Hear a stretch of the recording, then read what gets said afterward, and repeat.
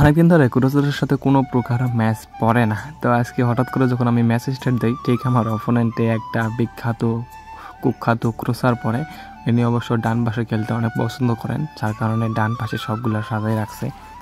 তো হয়তো ভাবলাম যে আমি তো বড় নোপ, হয়তো এই ম্যাচে আমি 5-10টা খাইতেও পারি, কারণ ক্রুসার কিন্তু বর্তমানে অনেক আটকানো টাফ। তো তারপরও চেষ্টা করব জিতার জন্য।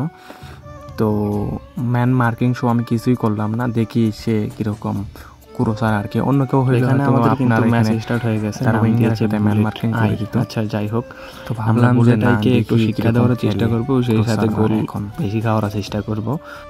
ছোটো মোটো আইডি সেই হিসেবে ক্রুসার একটু খেললেও ওইভাবে এফেক্ট হয়তো বা নাও পড়তে পারে। আর অনেকেই আছেন বড় পেইড টিম নিয়ে ক্রস খেলে।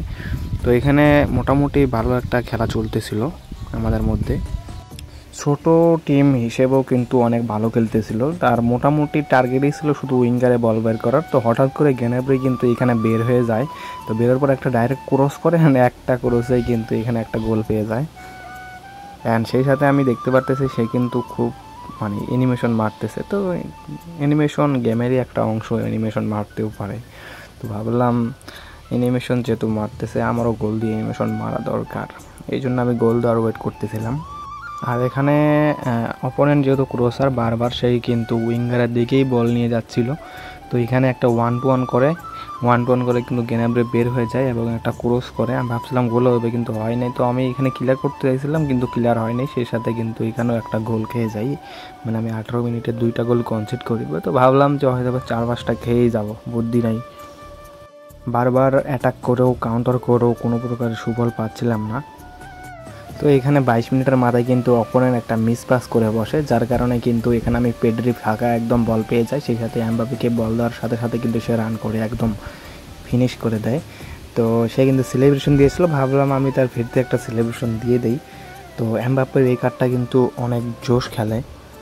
তারপর এবার আমি একটু সিরিয়াসভাবে খেলার চেষ্টা করতেছিলাম, কারণ সে একটু সেলিব্রেশন দিয়েছে, তার উপরে সে কিন্তু ক্রুসার।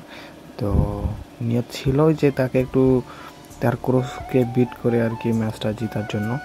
তো এখানে আবার একটা ক্রস দেওয়ার চেষ্টা করছিল, কিন্তু এখানে কিন্তু আমি একদম আটকাই দিয়েছি। তো তারপরও কিন্তু সে বারবার ক্রস করার চেষ্টা করতেছিল। তো এখানে সারাবেলা ফাইট অ্যান্ড মারামারি করার পরে কিন্তু আমাদের হাফ টাইম এখানে শেষ হয়ে যায়। আমার রেজাল্ট ছিল 1, তার রেজাল্ট ছিল 2। তারপর হঠাৎ করে 58 মিনিটের মাথায় এমবাপ্পে দিয়ে পেড্রিকে পাস দেওয়ার পর দেখি এমবাপ্পে একদম ফ্রি হয়ে গেছে। তো এখানে কিন্তু আমি ডাবল টাচ মেরে একটা কাল হ্যান্ড বুম, সেই সাথে কিন্তু আমার স্কোর কিন্তু 2 হয়ে গেল। তারও 2, আমারও 2। এবার সময় হলো কাম ব্যাক করার।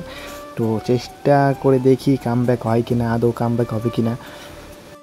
তারপর হঠাৎ করে আমি মিডফিল্ড ফাঁকা পেয়ে যাই এবং পেড্রি দিয়ে এমবাপ্পেকে পাস দেওয়ার চেষ্টা করছিলাম, কিন্তু হয়নি। তারপর আবার তার মিস পাস এবং এখানে স্টোইচকভ গোল। এখানে কিন্তু আমি 3 নম্বর গোলটা দিয়ে দিই।